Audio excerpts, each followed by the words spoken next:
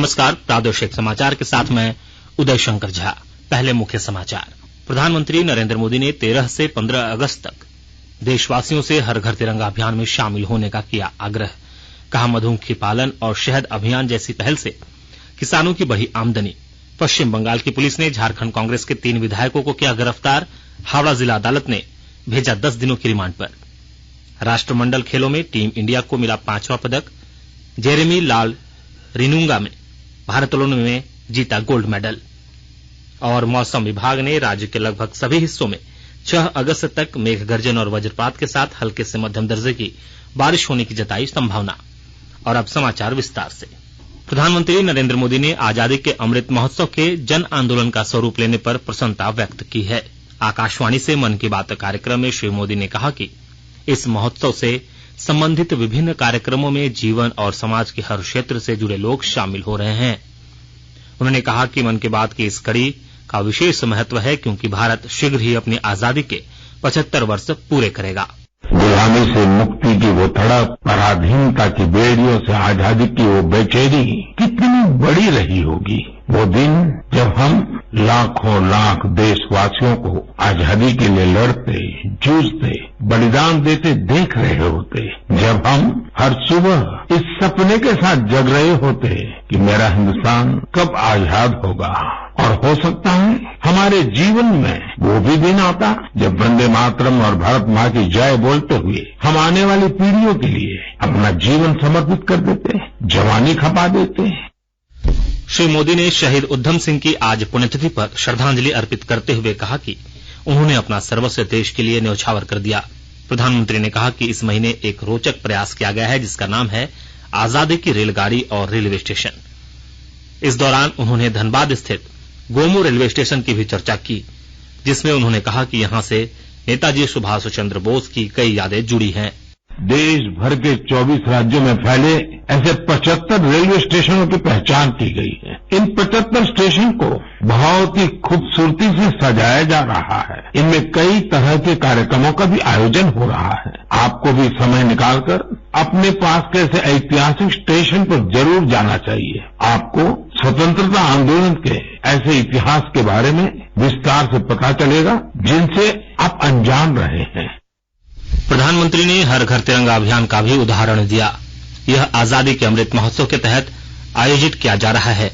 उन्होंने लोगों से इस आंदोलन में शामिल होने की अपील की।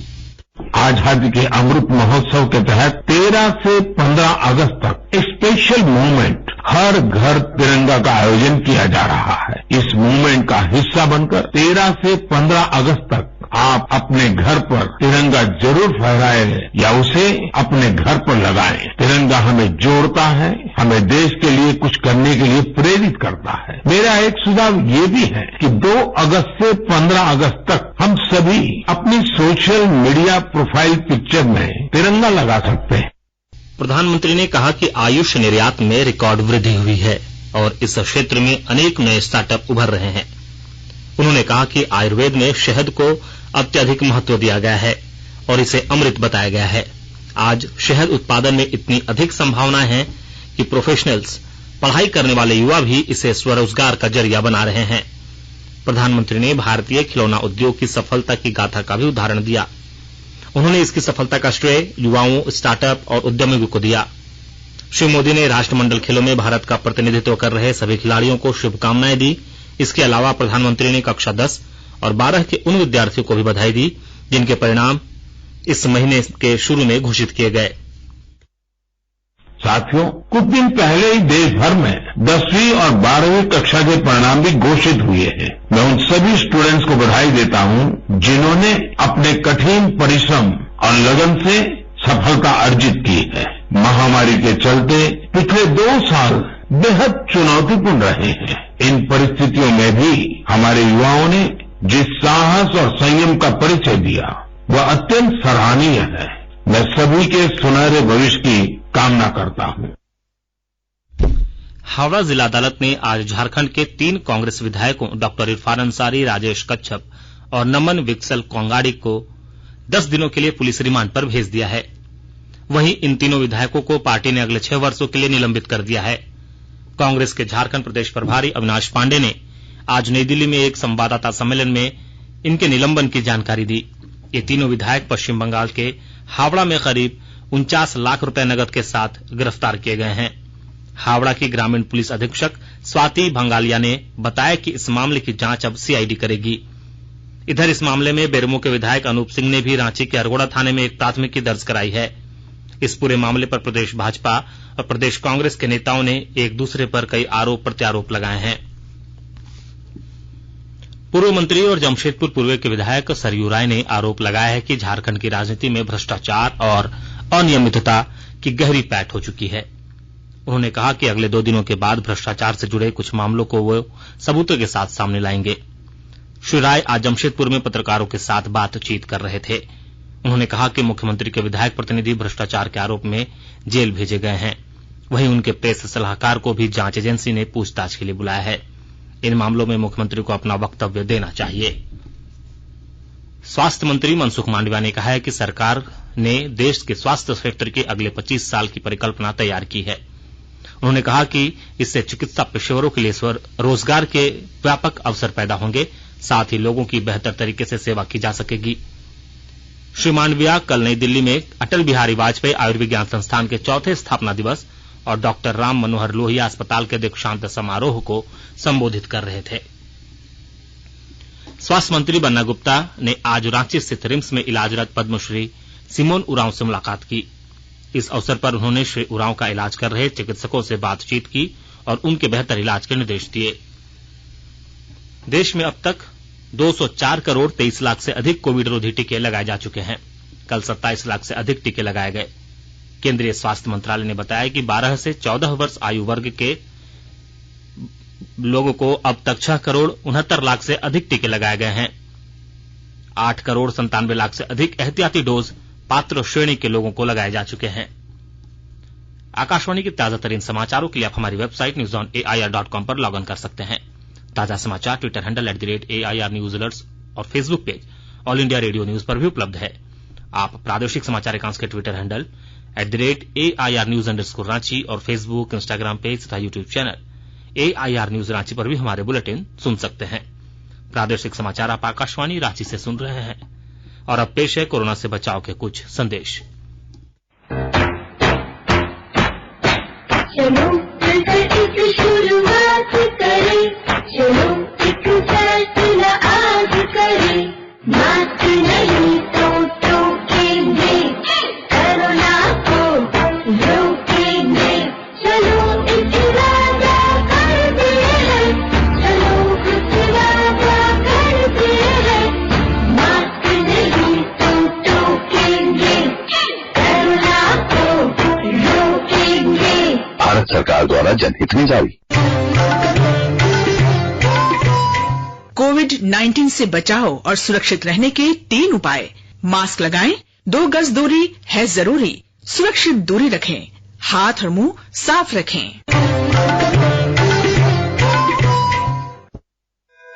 ओम की ध्वनि और मंत्रों से गुंजायमान है बाबा नगरी देवघर। 14 जुलाई से 12 अगस्त के बीच आयोजित राजकीय श्रावणी मेला 2022 में झारखंड सरकार ने सुरक्षा और स्वच्छता के विशेष प्रबंध किए हैं। जोहार, हर हर महादेव। बाबा बैद्यनाथ नगरी में श्रावणी मेला में सभी श्रद्धालुओं का झारखंड सरकार की तरफ से आपका स्वागत है, अभिनंदन है।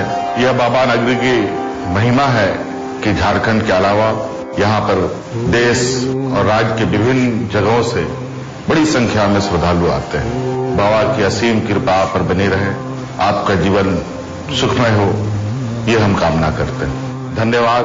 जोहार, हर हर महादेव। न रहे मन में कोई भी दुविधा, बाबा बैद्यनाथ की नगरी देवघर में जलार्पण और दर्शन के लिए मिलेगी हर संभव सुविधा। सूचना एवं जनसंपर्क विभाग, झारखंड सरकार द्वारा जनहित में प्रसारित। प्रादेशिक समाचार में आपका एक बार फिर से स्वागत है। बर्मिंघम राष्ट्रमंडल खेलों में आज पुरुषों के 67 किलोग्राम भार वर्ग में भारत युवा वेट लिफ्टर जेरेमी लाल रिलुंगा ने आज देश को दूसरा स्वर्ण पदक दिलाया।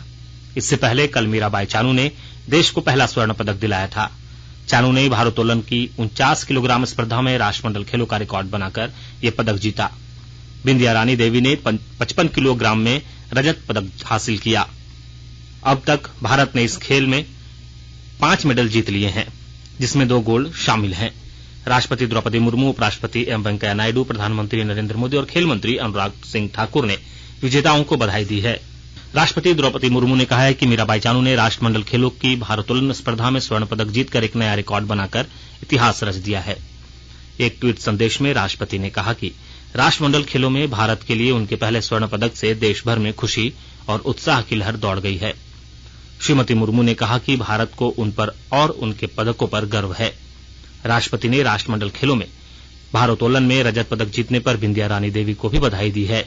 एक ट्वीट संदेश में राष्ट्रपति ने कहा कि बिंदिया रानी ने खेलों में अपना सर्वश्रेष्ठ प्रदर्शन किया और सफल होने का जज्बा दिखाया। उन्होंने कहा कि हर भारतीय उनकी सफलता से गौरवान्वित है। केंद्रीय संस्कृति और सूचना तथा प्रसारण मंत्रालय की ओर से 22 जुलाई से हर घर तिरंगा कार्यक्रम शुरू किया गया है। आजादी का अमृत महोत्सव के तहत देशवासियों में देशभक्ति की भावना जागृत करने और राष्ट्रीय ध्वज को सम्मान प्रदान करने के उद्देश्य से यह कार्यक्रम शुरू किया जा रहा है। अब हर घर की छत पर शान से फहरेगा तिरंगा, गुनगुनाए जाएंगे नव विकास के गीत। आन बान शान का प्रतीक राष्ट्र ध्वज तिरंगा। आइए आजादी के अमृत महोत्सव के पावन अवसर पर इस स्वाधीनता दिवस हर घर फहराते हैं तिरंगा और लेते हैं भव्य और सशक्त भारत के निर्माण का संकल्प। आइए हर घर फहराएं तिरंगा।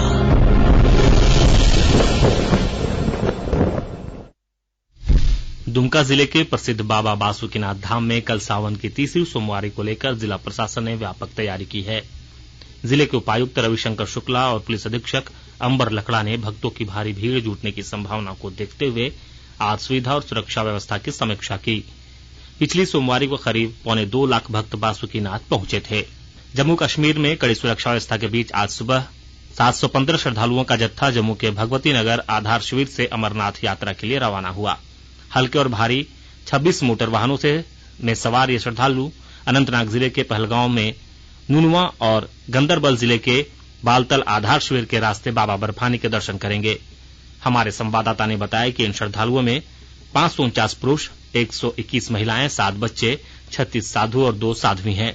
कल शाम तक 2,91,602 यात्री श्री अमरनाथ जी गुफा में हिम शिवलिंग के दर्शन कर चुके हैं। राष्ट्रीय अन्वेषण अभिकरण NIA ने इस्लामिक स्टेट मॉड्यूल मामले से जुड़ी गतिविधियों के सिलसिले में 6 राज्यों में कई स्थानों पर तलाशी अभियान चलाया है।